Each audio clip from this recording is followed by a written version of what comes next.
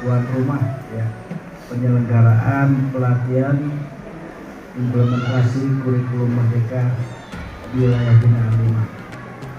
Bapak-bapak dan ibu-ibu kepala sekolah binaan 5 yang saya banggakan, serta para guru kelas 1, kelas 4, guru agama, guru olahraga, dan guru bahasa Inggris yang saya banggakan. Pagi hari ini yang suasananya sangat terang ya, mudah-mudahan seterang hati Bapak Ibu. Kita bisa berada di ruang ini merupakan langkah yang dilakukan oleh pengurus binaan 5 yang baru Pak Dalhar, menyikapi tentang semua sekolah pada tahun ini sudah menyelenggarakan penyelenggaraan sekolah dengan menggunakan kurikulum merdeka ya. Sehingga kegiatan ini menurut saya sangat manfaat untuk menambah tadi wawasan pengetahuan Bapak Ibu semua. Kemudian guru model kecamatan dan sekarang sedang bertugas sebagai guru pamong pendidikan profesi guru. Masih banyak sebetulnya, tetapi kita rangkum untuk kepentingan kita hari ini. Dan ini riwayat sekarang beliau juga aktif menghasilkan karya. Salah satunya yaitu cerita sains. Nah, sudah ada, mungkin kita bisa menengok-nengok hasilnya nanti ya. Ini judulnya tentang Momo si petualang edisi hewan dan tumbuhan pada tahun 2020.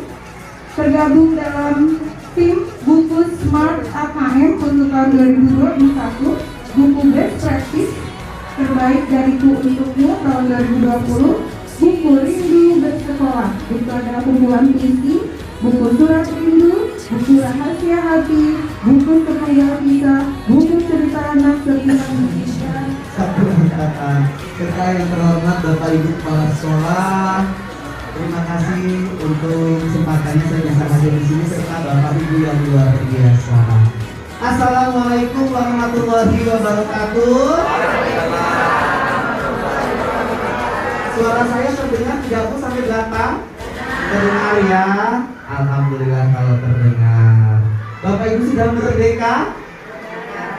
Sudah merdeka belum? Sudah. Kalau sudah merdeka, kita harus merdeka lagi. Kenapa harus kesini gitu ya kan? Nah, kenapa kok berubah mulu? Pasti pikirannya gitu. Satu, ketika ada ngelihat ada satu perubahan, males berubah mulu, betul nggak? Apa coba yang diubah? Nyusahin aja. Siapa yang punya pikiran kayak gitu?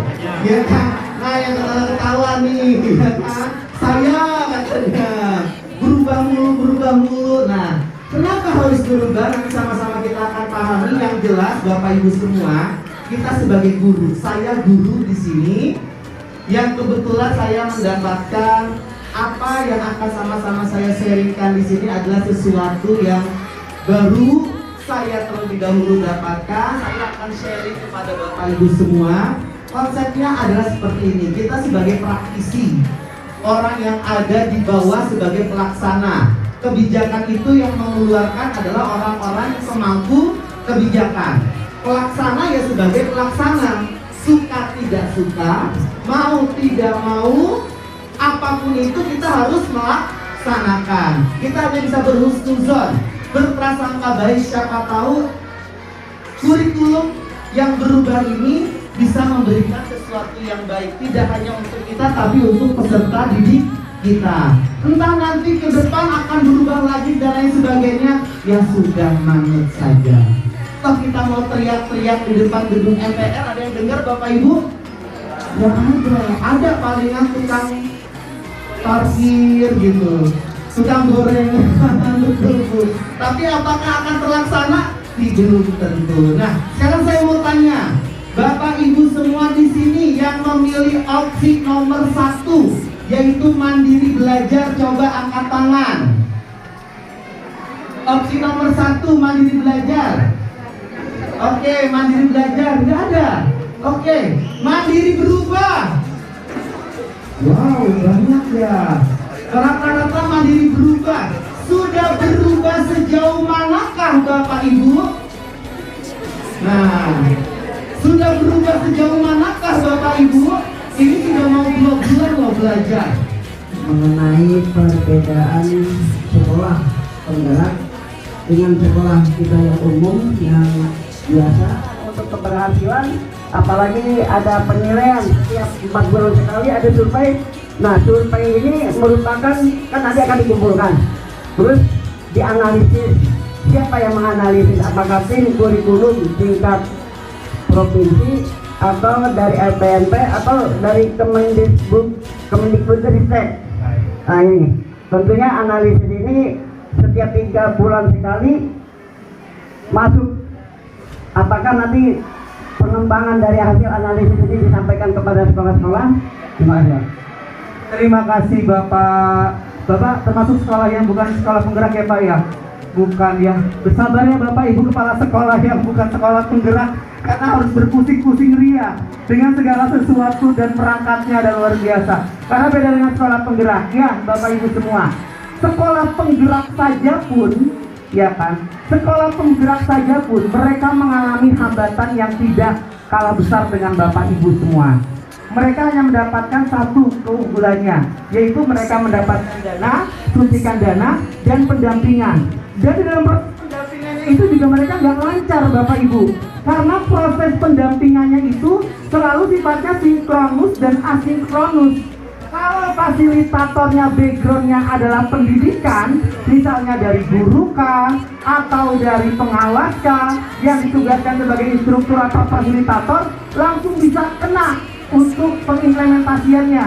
Saya Bapak Ibu diminta untuk mengisi di sekolah penggerak di daerah Jakarta Barat, Jakarta Utara 1. Bu, ini kan sekolah penggerak, punya fasilitatornya. Saya kan nggak enak sama fasilitator dan instruktur kalau ketahuan gitu ya kan. Nggak apa-apa mohon isi, karena guru-guru saya belum paham terkait dengan CP, PP, modul dan lain sebagainya. Lah kemana selama ini pada saat fasilitator? Rupanya yang menjadi fasilitator adalah pendampingnya itu adalah backgroundnya berasal dari ekonomi.